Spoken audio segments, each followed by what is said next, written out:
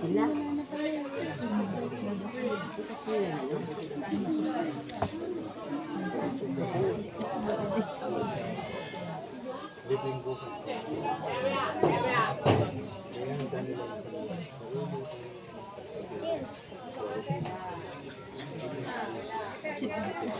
Hindi niya alam.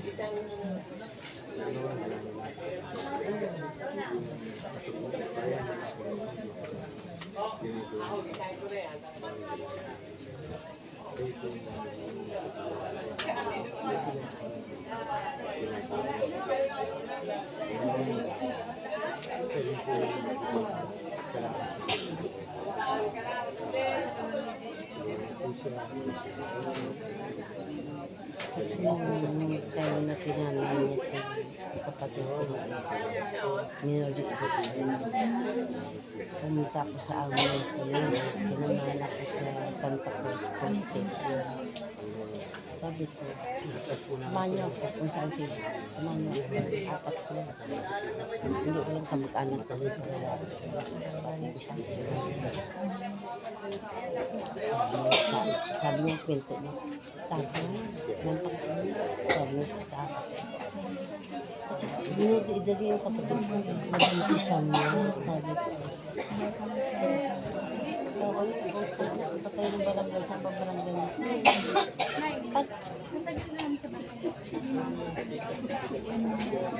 Barangay nila, kamag-anak niya lahat. Kailangan tayo. Para paniguran sa kapatid, hindi ito bayaan. Kaya yun ang nangyari. Hindi. Kasi ayaw na sumama niya. Sama na kayo kita mo. Dali. Yung test pala yung kapatid ko yung Cindy. Kaya hindi niya nagkahabol niya yung Cindy sa kanya. Kaya umalis sa amin, sa kanila. Ito kanila doon. Tatanggamit ko. Ginawa ko ng ginawa ko ng shirt doon sa taas. Gamit ko lahat. Pati mga kajer, kawali, mga gamit ko. Biglang yung nanay niya. Bumalik na kayo dito, kami ng bahala sa inyo, gaano sila ganyan. Bumalik sila dito sa sa pagsama. Nakakita tayo kapatid ko, malapad doon ang lupa ko no, na hindi naman gano'n, hindi naman nakuha. Hindi nag-abroad si Dingdong, hindi siya nagkabilang ng lupa dito. Hanggang yung bandang huli, dumami ng anak, hindi na isa magagawa kasi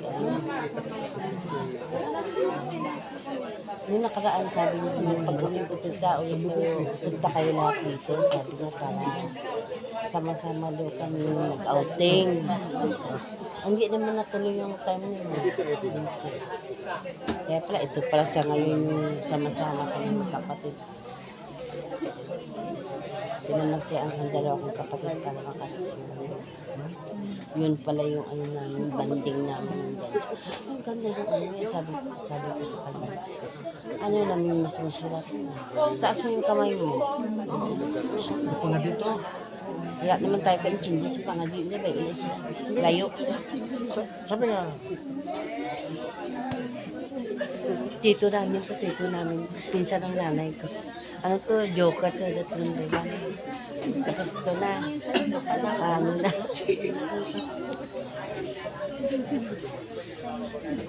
Ganyan talaga ugali niya. Yan na. Namimiss mo sila. Sabi niya. Kung namimiss mo, taas mo yung kamay mo. Tinaas niya, be, ganyan. Kamay ko ay ganyan. Kaya akala namin malakas na. Sabi ko kay siya, kasi alam ko malakas na eh. Be, binigyan ko ng 500, bili ka ng diaper, at saka swipe. Sabi niya, tita, pagkain. Hindi ko na siya sinagot, hindi naman ako kumakain ng hospital. Pag akyat niya, kumakain siya, sige na ikaw na kumain. Sabi niya, may resita na naman. Sabi ko, ito 1.5, bumili ka. May binigay din si kuya niya, sige na ako na ba? Bili mo na. Akala ko malakas na talaga. Ganun ang ano ko. Kapag namin, sabi ng kapatid ko, guys, ganyan. Mag-ayos lang kayo, sabi ko. Ano mo nga, tinang ko ngayon. Baka ano pa yan? Ano mo, wag mo ano yun. Kaso Ilan, kahit ano ba na. Ilan, Antigas na. Tapos umiyak po si mama. Kasi po, ang kanya po nila, mahinayak po siya naghihilang. Sabi ko, thank you Lord. Sabi ko, mama, hawak ko sa kanya ko pray ka. Pinag-pray ko po si mama. Tapos po,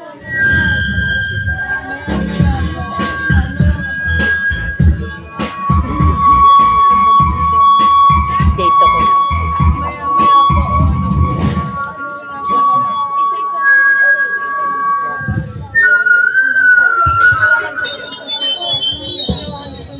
Ako na lang po sa camera yun, kasi bumaba po sa gilid sa akin. Sabi ko, ba't ma? Hindi ka na namin, hindi ka na namin, ba't wala na akong makapala ako sa mga hindi na po talaga, as wala na, kasi umiyak na po si mama. Tapos, yung lalaban po siya, pero naman ako. Yan, bagsak ko. Tsaka dumulo ng marami. Kaya nagpabili ako ng diaper. Kasi, Talas na. oo, last na parang dumulo yun. Sabi ko pa nga, niloko. Ano ba yan eh? Nagpuros ako ng puros. May lumalabas pa pala ulit. Sabi ko sa kanya. Siguro yung pagkakas ko ay oxygen kasi yung oxygen ko rin ang ice sa inyo. Ang ice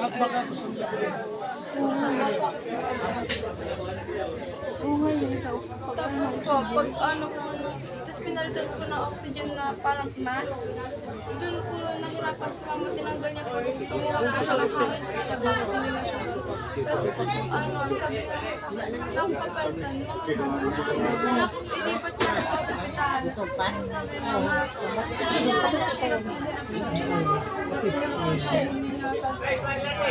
Sabi ko nga, baka may injection. May injection ba sila?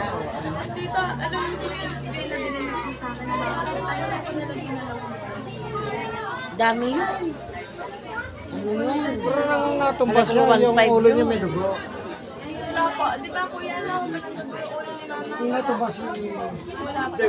Sabi niya po, sabi po sa akin ni mama, buti daw po, ano, buti daw po nakahawak siya sa pinto. natumba siya ng presyon mo. Lumaban sa aso. Parang sa haligan. Sabi ko baka mami, in-injectionan niya ng lason ba? Tapos naghihingalo si mama, hindi nila yun. Tapos inano, yung dalawa lang kami na ate kat. Ano, wala lang, sinabi lang nila. Sa 24 hours, pwede mawala si mama. Tapos nung dumating sila kuya, biglang sabi nila, kung may budget kayo, bilhin niyo to. Sabi ko, Ano daw? kung may budget kayo, bilhin niyo to. God. Sino ang sabi? Sa hospital po, yung nurse Saan ang hospital yun? probinsya. Gago. Dito? Dumating lang po si kuya, tsaka po siya nagsabi ng gano'n. Hindi siya nagsalita habang nandun ako, gumawa ako ng promosyonot na wag tubuhan. Kasi gusto na tubuhan, sabi ko. Hindi kami pampayag pamilya na ano. Doktor na kung may budget kayo. Nurse. Anong pangalan? Anong Hindi ko po pangalan alam, ng pero nurse? kilala ko po yung mukha. Tinubuhan niya Yun ng nga toy. po, Hindi. Sabi ni mama po sa akin, una pa lang, sabi niya, na kahit anong mangyari sa akin, huwag lang ako. Ayaw niya patubuhan. Hindi siya magsabi, hindi naman ako papayag. O siyempre, karamihan kasi pag tinubuhan, bukas patay na agad eh. Kagaya na misis ko, 10 taon namatay. Tapos nakatubo. Sabi ng doktor sa akin, mabubuhay pa to. Nakatubo na siya. Iba yung tubo na sinasabi niya. Iba din yung nilalagay iba ng yung- pagkain. oo. Iba yun, iba naman yun. Yan sa ospital dyan, ganun. Ano? Iba dyan, Iba dyan. Pag hindi ka Hospital na yan. marunong magsalita dyan. Oh, di ka marunong Hindi magsalita. naman ako pwedeng lagi ako naando na ako yung mag-aando. Lagi ko na sila dito. Ang ganda ng ano niya eh. Sabi ko, namimiss mo ba yung mga kapatid mo? Yung panganay namin at saka bunso. Oo daw. Taas mo nga kamay mo. Tinaas niya ng ganyan. Mag-ano ka, mag-sign of ano. Gumanyan Gumawa siya. ka siya. Oo. Sabi nun, Malakas. Maganda, maayos. So, may life. Kaya sabi ko, uwi muna kami. Kaya niya iayos yung sarili niya. Kaya nagulat kami, ang lakas ng ano niya. Kaya sabi ng ganyan, sabi ko, uwi muna kami. Balik kami Sabado. Yung mga pasyente doon, marami mamamatay doon kasi mainit. Sobra Opo. init. Tapos yung mga Ay, nurse yung po, mga yung mga stroke doktor, na Karami na sila po yung naka-aircon. Ka-aircon nga, sabi, nung pumasok nga ako, di ba, sabi mo, tutiskop, pumasok ko. Sa labas lang po kayo, Nay. Ay, okay po, sorry.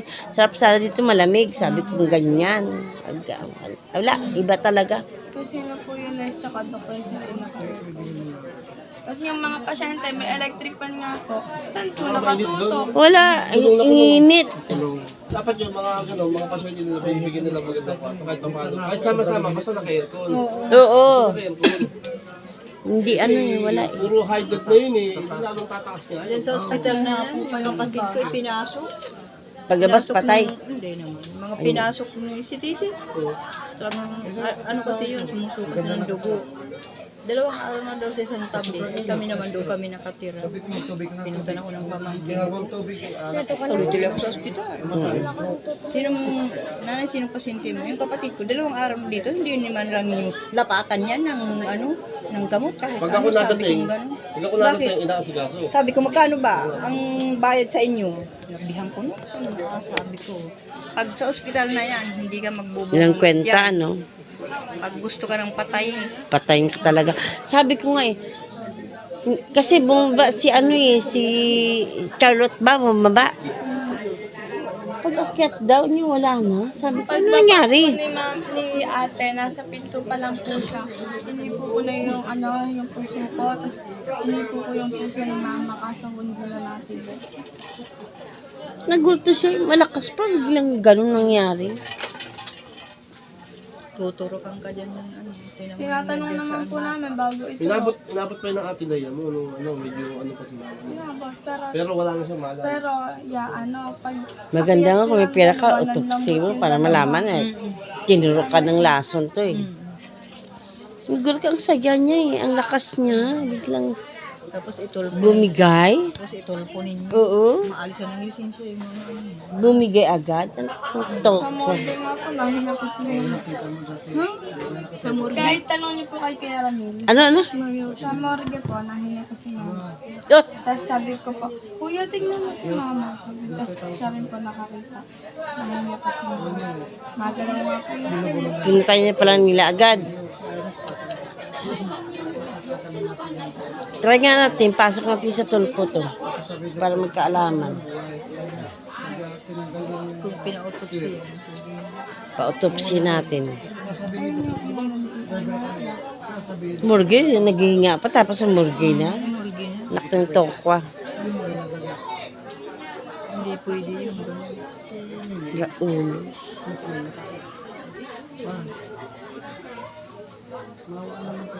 Ang lakas po naman ng oxygen niya sa ilong. Hindi ba ganyan-ganyan pa nga sa kaway ng kaway pa nga. Sabi nga ng mga kapatid ko, tuwang-tuwa ko siya kasi malakas. Sa ilong pa lang po yung oxygen ni mama.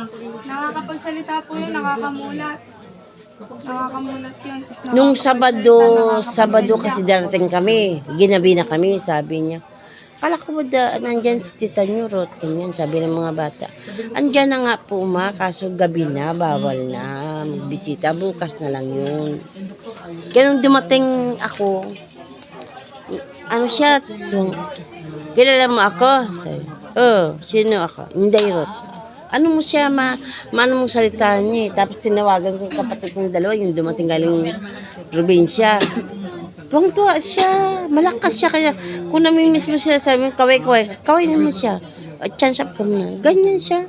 Tapos sabi niya, kaya po nga po si mama, gusto niyo daw po mag-nebulizer. Tapos sabi po ng